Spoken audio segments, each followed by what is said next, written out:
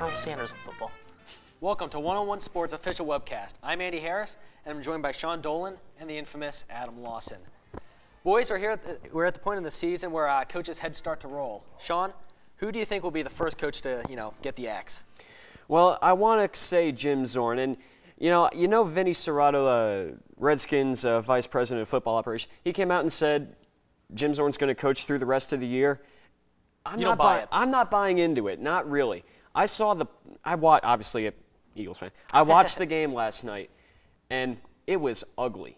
It was ugly on all levels. The players were playing terribly. Jim Zorn just stood on the sidelines, I don't know how many times, and he had this look on his face, like, is this really happening to me? I can't believe this. Probably just couldn't hear the guy who was making the calls for him. Mm-hmm, exactly. Even if his job is secure through the end of the season, as soon as that last second ticks off the clock in Week 17, he's gone. There is no way he's going to keep his job at the end of the season if he's not fired before then. You got to realize, though, he was not hired to be the head football coach. He was hired as an offensive coordinator who got put into the role when Dan Snyder, the owner, couldn't find anybody qualified. And now he decided, Dan Snyder did, that we're going to take his play calling duties away, and instead we're going to go to the local bingo hall, and we're going to hire the bingo caller as Sherman Lewis, who hasn't been in the NFL in 5 years, make him the offensive coordinator. So the whole organization's a mess. Yeah, I really see this. I really see the whole Zorn's going to coach the rest of the season thing as just a way of trying to calm the players down, because they told the media this is getting to be a pretty big distraction. So I really see this as more of a way to just kind of cement things, try and get things to be a little bit more static in the organization. Zorn is definitely not secure in his job at all. Absolutely not. Even if he makes it through the season. Nope. I don't think he'll be back next year. Adam, I know you're a Panthers fan. Does that have any relation to the coach that you think is going to be axed next? Yes, I do. And I don't know if because the Panthers have never fired a coach in the middle of a season, but I think John Fox should be one of the coaches to lose his job, and here's why. Stubbornness. I don't know if John Fox has bought a camera in the last 6 years, but it's not 2004 anymore. And I can't do math either. It's not 2004. This blind loyalty to Jake Delhomme is just incredulous. After that performance in the playoffs last year where he threw 5 picks and fumbled once, they gave him a 5-year, $45 million extension and gave him $20 million of it guaranteed.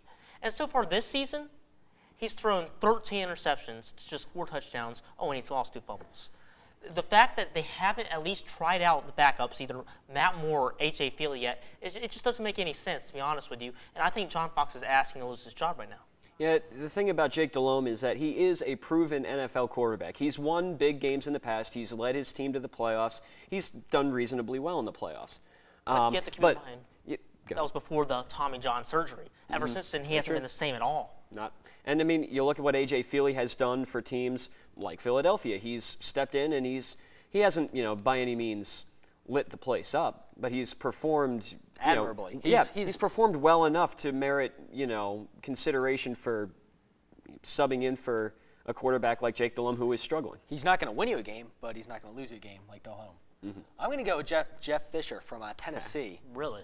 0-6 Titans. Are they the biggest disappointment in the NFL? I think so. This is a team that won 13 games last year. They've yet to win 1 through 6 games. I don't even know how you can explain that, personally. They're the biggest disappointment in the NFL, but in my opinion, not because of Jeff Fisher. I blame the players. Kerry Collins is not a big game quarterback. He's not going to go out and win you games regularly. He's not going to go and put up big stats.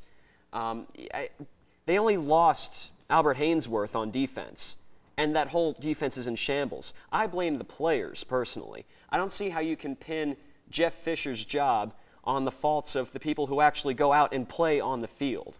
I think you're onto something in that the first 3 games, the first 3 losses against Pittsburgh, Houston, and the Jets were all very close. Those 3 losses, they lost by a combined 13 points in 3 games. Mm-hmm. So they were all very close games that they lost.